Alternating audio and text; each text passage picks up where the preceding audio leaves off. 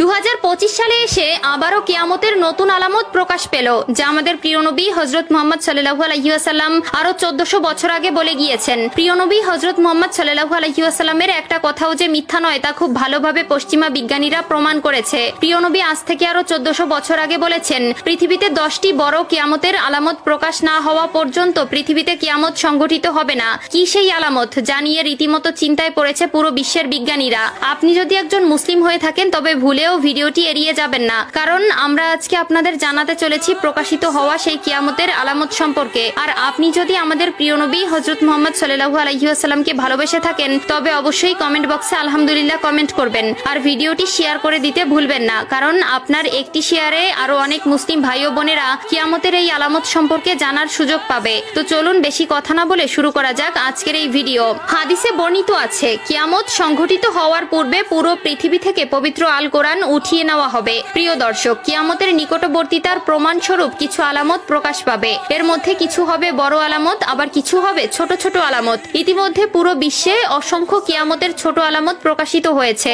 যেমন হাদিসে বর্ণিত আছে, আরবের বেদুইনরা অর্ধ উলঙ্গ অবস্থায় থাকবে, তবে তারা বড় বড় দালান কোঠা নির্মাণের প্রতিযোগিতায় নেমে পড়বে, এমনকি তাদের পায়ে জুতাও থাকবে না। বর্তমানে 2025 সালে কিয়ামতের নতুন যে আলামত প্রকাশ পেয়েছে তা হলো কিয়ামতের আগে পবিত্র আল কোরআন থেকে সকল অক্ষর উঠিয়ে নেওয়া হবে।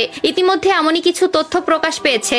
আজ থেকে প্রায় 1400 বছর আগে মহান আল্লাহ তাআলা হযরত মুহাম্মদ সাল্লাল্লাহু আলাইহি ওয়াসাল্লামের উপর কোরআন নাজিল করেন এবং আল্লাহ তাআলা ঘোষণা দেন কিয়ামতের আগ পর্যন্ত তিনি নিজেই তা সংরক্ষণ করবেন। আল্লাহ তাআলা পবিত্র আল কোরআনের মধ্যে বলেছেন, নিশ্চয়ই আমি কোরআন অবতীর্ণ করেছি এবং আমি এর সংরক্ষক। সূরা আল হিজর আয়াত নম্বর 9। কিন্তু এমন এক সময় আসবে যখন মানুষ কোরআন ভুলে যাবে। পৃথিবীতে এমন কেউ থাকবে না যে কোরআন স্মরণ করবে। তখন আল্লাহ তাআলা এই পৃথিবী থেকে কোরআন তুলে নিবেন। এরপর ইসরাফিল আলাইহিস সালাম সিংগায় ফুঁক দিবেন এবং এই মহাবিশ্ব ধ্বংস হয়ে যাবে। রাসূলুল্লাহ সাল্লাল্লাহু আলাইহি ওয়াসাল্লাম বলেছেন, রাতের অন্ধকারে কোরআন মানুষের বুক থেকে উঠিয়ে নেওয়া হবে, এমনকি মুসহাফের একটি আয়াতও পৃথিবীতে অবশিষ্ট থাকবে না। ইবনে মাজাহ হাদিস নম্বর 4050। কিয়ামতের আগে পৃথিবীতে কোনো মুমিন ব্যক্তি থাকবে না। কিয়ামত আসবে পৃথিবীর সবচেয়ে নিকৃষ্ট মানুষদের উপর।